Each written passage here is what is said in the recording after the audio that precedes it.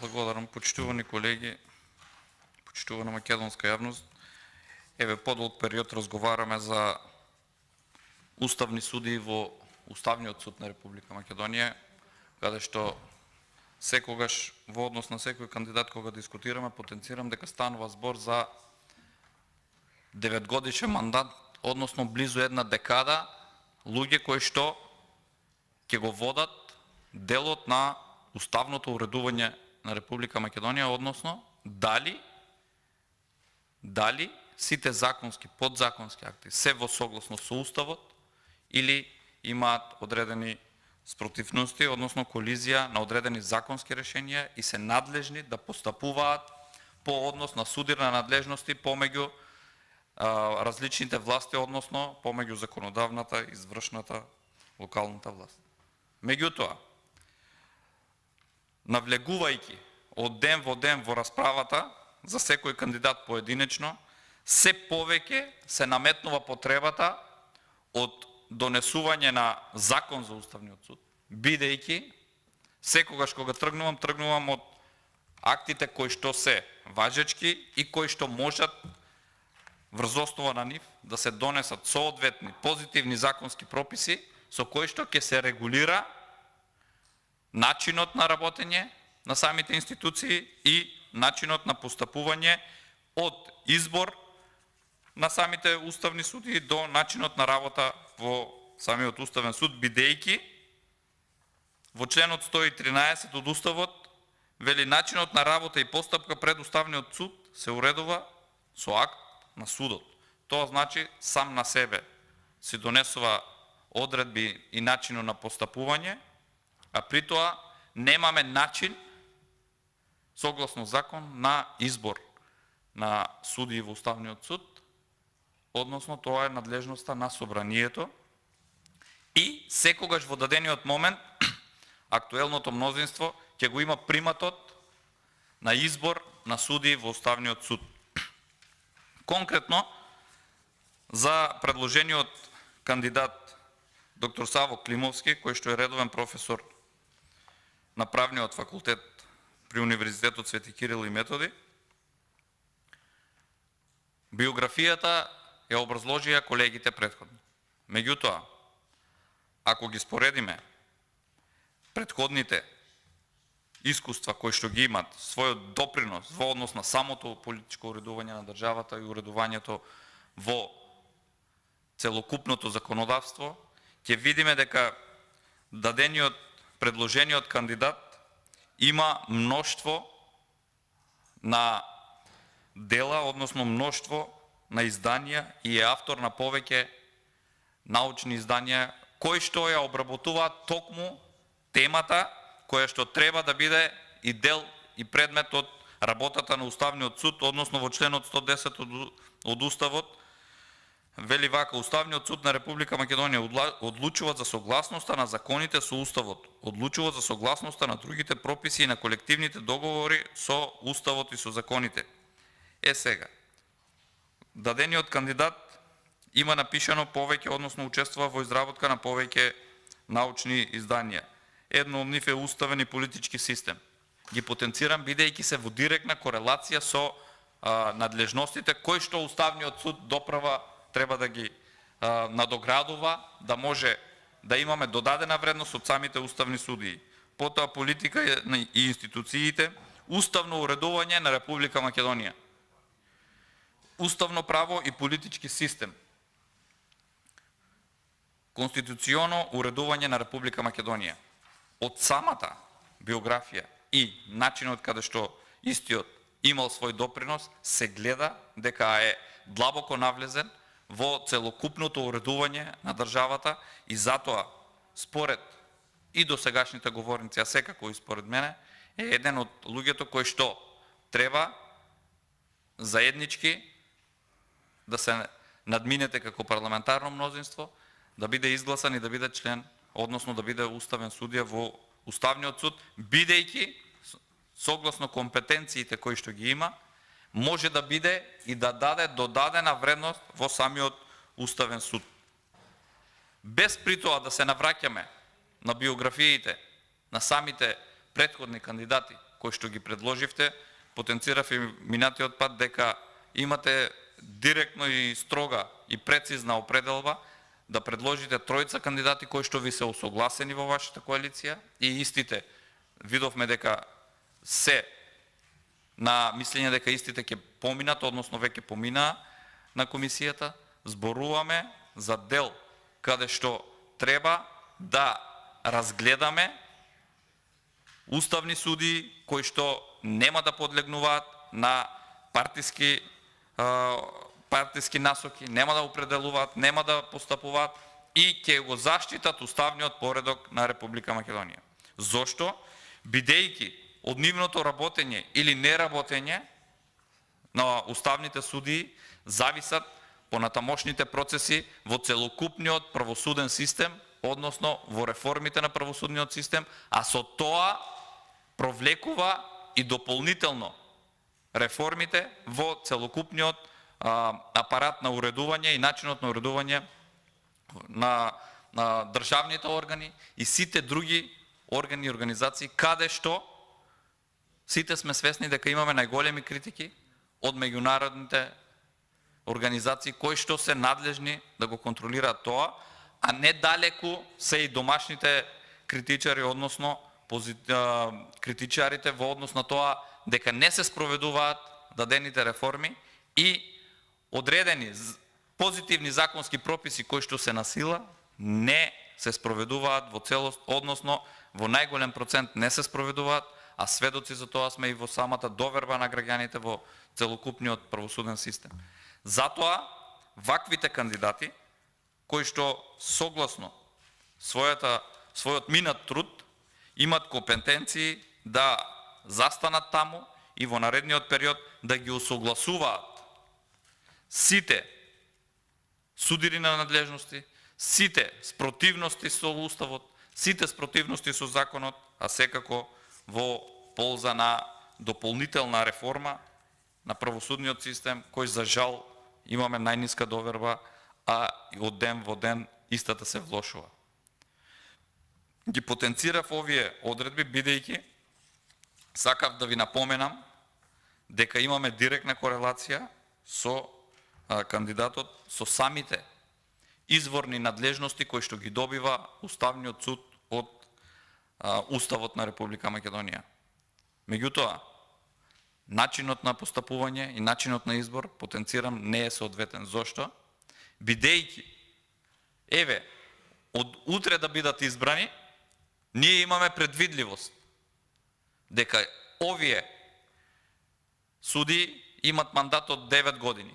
Тоа значи, ја знаеме последната дата кога им завршува мандатот. А во дадениот момент, ние, како држава, имаме испразнети места на Уставниот суд повеќе од една година. Председателката на Уставниот суд со школски примери, која што беше избрана исто така од страна на парламентарното мнозинство, а е школски пример како не треба да стане еден уставен судија, ги повикува претениците дека требало сериозно да ја сватат оваа ситуација и да бидат што побрзо избрани уставните судии. Да, треба да не постои вакуум простор во однос на бројот на уставните судии, за да може целосно и во рамките на своите надлежности да одлучува, меѓутоа вината е токму во оние кои што требало да ја покренат постапката. Зошто? Бидејќи и самата комисија и оние кои што биле во Уставниот суд знаеле дека на одредена дата им престанува мандатот на оние кои што биле досега уставни судии. Тоа значи, истата постапка требало да биде почната една година понапред, да бидат избрани со датум на стапување на функција наредниот ден од кога ќе им биде престанат мандатот на претходните уставни судии. Да немаме ниту ден празен простор, односно вакуум простор во однос на бројот на уставни судии и да самата председателка се повикува дека нема да постапува по одредени предмети, бидејќи немала доволен број на судии. Ова е, повторно ќе потенцирам, школски пример како не треба да се однесува еден председател на Уставниот суд Меѓутоа, начинот на кој што е избран и бекграундот кој што го има, односно заслугите кои што ги има од претходно, и го даваат ова право, вака да се однесува, и затоа сме таму каде што сме. Председател на Уставниот суд да се заканува на претениците дека нема да постапувала по одредени предмети, бидејќи немала доволен број на судии. Кој е виновен за тоа? Актуелното мнозинство. Зошто? Бидејќи ненавремено ја почнало постапката. За да немаме вакви пропусти, треба да се донесе Законот за уставни суди, за да имаме предвидливост, односно да немаме ниту ден, потенцирам ниту ден, испразнето место во Уставниот суд како суди во Уставниот суд, освен, не дај Боже, кога имаме престанок на функцијата по други причини кои што се наведени. Меѓутоа, за ова немаме слух и дополнително сите се залагате дека после тоа требало да се уредува. Досега требаше да биде уредено ова. И затоа кандидатите кои што ги предлагате, ви се, повторно потенцирам, договорени коалициски и се точно на број колку што треба да бидат избрани, се знаат кои ќе бидат и овде единствено само како опозициони пратеници и опозиција зборуваме во однос на квалитетите и биографиите на кандидатите кои што се предложени. Но не смогнавте сила да истите бидат овде да поразговараме, можеби некој од овие ќе дадеше своја идеја или начин на постапување, со што ние ќе бивме уверени дека ќе имаме додадена вредност во работата на самиот Уставен суд. А сега не гледаме што ќе сменат во понатамошното постапување. Зошто? Ова ви го кажувам од друга гледна точка, бидејќи досегашното работење на Уставниот суд покажа и докажа дека ниту има критериуми посебни во однос на избор на овие судии, ниту имаат одредена норма, дали тоа би било согласно устав или согласно закон, процедура и временски рокови на постапување. Сведоци сме дека истите постапуваат онаму каде што ќе добијат зелено светло од власт. Конкретно, многу пати сум го кажал и ќе го кажам пак, така нареченото специјално јавно обвинителство. Противуставно, имаше иницијатива за разгледување на неговата уставност, истиот Уставен суд не се произнесе по оваа иницијатива и по уставноста, а во меѓувреме се донесе закон за престанок на ова специјално јавно обвинителство и скандалозниот начин на превземање на предметите со писма од затвор пратени до јавниот обвинител, кој што никогаш не го видува светлото на денот, односно не го видува во јавноста, а секако еден од кандидатите кој што допрва до за разгледување е токму јавниот обвинител.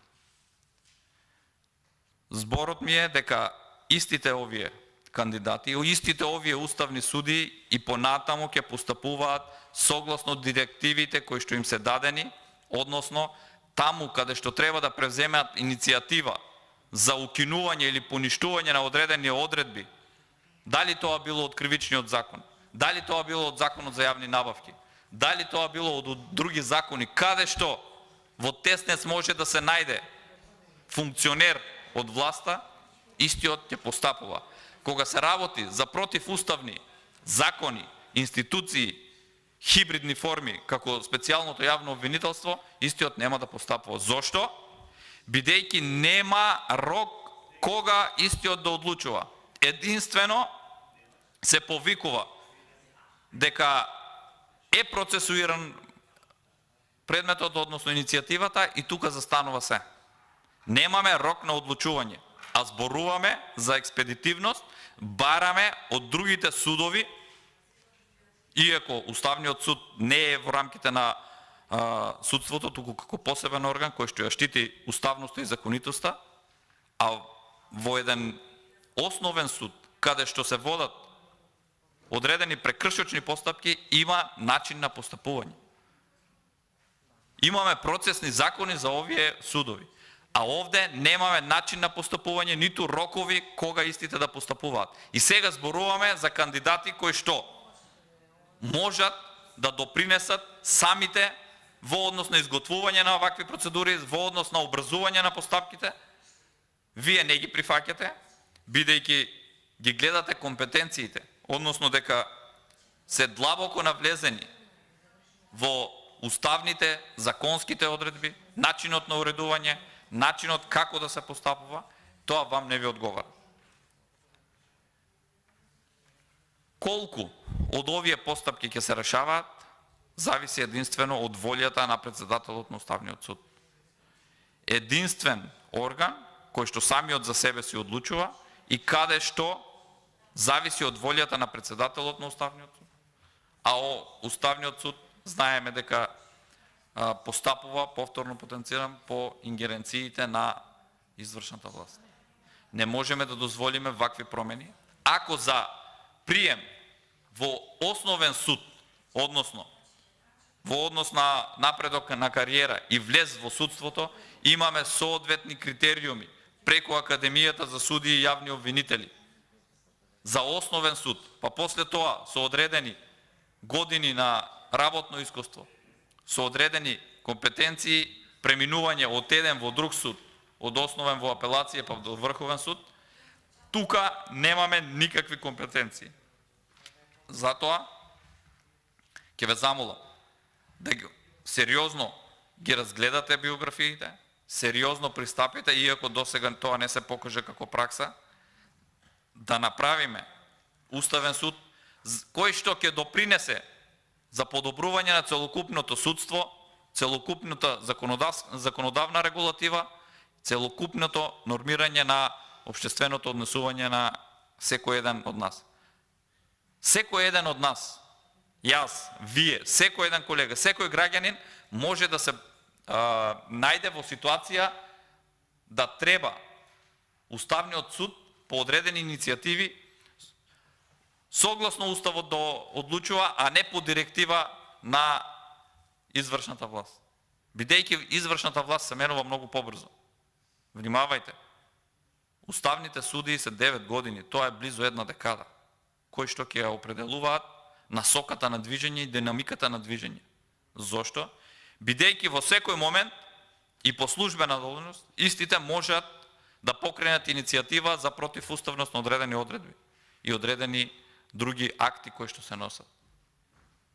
Тоа значи за секој еден овде акт што ние го носиме како законодавен дом или извршната власт во одреден дел, кога истите ја одзема надлежноста на собранието со прогласување на vanredна состојба која што се уште не е разгледана, зошто бидејќи беше целосно злоупотребена, во 70% од случаите немаше никаква директна врска на уредбите со законска сила со самата пандемија, односно причината за прогласување на vanredна состојба, Уставниот суд ништо не превзема. Ниту пак се произнесе дали и до кога овие одредби, овие уредби со законска сила имаат важност. Дали тоа е до моментот на завршување на vanredна состојба или концесиите кои што се даваа и милионските суми на средства за купување на луксузни автомобили во такви состојби се трајно стекнато право и веќе нема потреба за разгледување. Ако имавме здрав Уставен суд, ќе покренеше многу иницијативи и ќе работеше на многу вакви законски противуставни, а и подзаконски противзаконски одредби.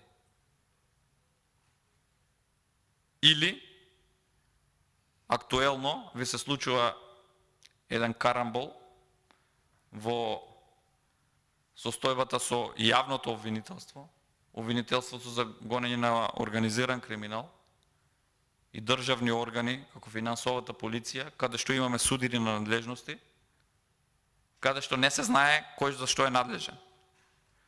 Уставниот суд не си ја исполнува врската дека тој треба да решава за судирна надлежности меѓу носителите на законодавната, извршната и судската власт. И сега на ваков суд ние ќе го надополниме со директно предложени кадри од парламентарното мнозинство и ќе очекуваме дека истиот ќе постапува. Нема да постапува, нема да очекуваме дека ќе имаме одредени одредби, единствено ќе кажам дека ќе има постапување во моментот кога ќе се згусти ситуацијата околу одредени функционери да бидат укинати одредени законски одредби и тоа да бидат укинати, не поништени, бидејќи многу мудро и вешто знаат овие терминологии да ги употребат и институти во законите кои што постојат, за да децидно се заштитат одредена бројка на функционери и на луѓе, кои што секако превземале противправни действија. Доколку имаме суди во Уставниот суд кои што имат докажана претходна работа во делот на надлежностите на Уставниот суд, нема да си дозволат да постапуваат вака. Меѓутоа, вака инсталирани луѓе ќе имаме проблем во сите наредни години, односно ова ќе е на дополнување на досегашното сервилно однесување на самиот Уставен суд спрема сите состојби кои што се случуваат и сите закони и противзаконски одлуки кои што се носат. Затоа ве повикувам на разум и уште еднаш ве замолувам да ги разгледаме сериозно и да бидеме најасно. Не мора да стоиме овде само да се гледаме, туку од овде да гледаме што ќе придонесат овие луѓе во подобрување на целокупниот систем, на Уставниот суд и на сите други органи во државата, бидејќи имаат директна надлежност преку укинување и поништување на одредби. Затоа, ако смогнете сила, барем да ги разгледаме, да поразговарате и да предложиме, односно предложените да поминат соодветни луѓе, мислам дека ќе биде ова еден почеток на заздравување и отпочнување на сериозни реформи, кои што допрва треба да се случуваат, бидејќи е дерогиран целокупниот државен апарат, а за судството да не зборуваме од 8%, а сега во моментот сигурно и под 1%. Ова ќе го покажат и годишните извештаи и самите институции кои што ги следат овие процеси и експертите и академската јавност секојдневно укажуваат на потребата од реформирање на правосудниот систем. А вие единствено декларативно се залагате за реформирање на правосудниот систем, меѓутоа кога ќе дојде денот на избор, еве на вакви случаеви, повторно си се однесувате по насока како што е договорено, токму толку на број, за да нема за што да се дебатира и за што да се разговара. Меѓутоа, секоја половична правда е поголема и од секоја неправда. Затоа, ваквите решенија треба сериозно да ги разгледате и ве повикувам да го поддржаме кандидатот кој што е во моментот на дневен ред, за да истиот сите овие знаења и искуства кои што ги потенцирав, ги пренесе во самиот Уставен суд и да имаме подобрување на целокупното работење на овој орган, а и следствено на тоа на сите дополнителни органи кај што има влијание, а има влијание во секоја најмала институција и секој државен орган каде што се работи согласно процесните и материјалните закони кои што се носат во ова собрание. Ви благодарам.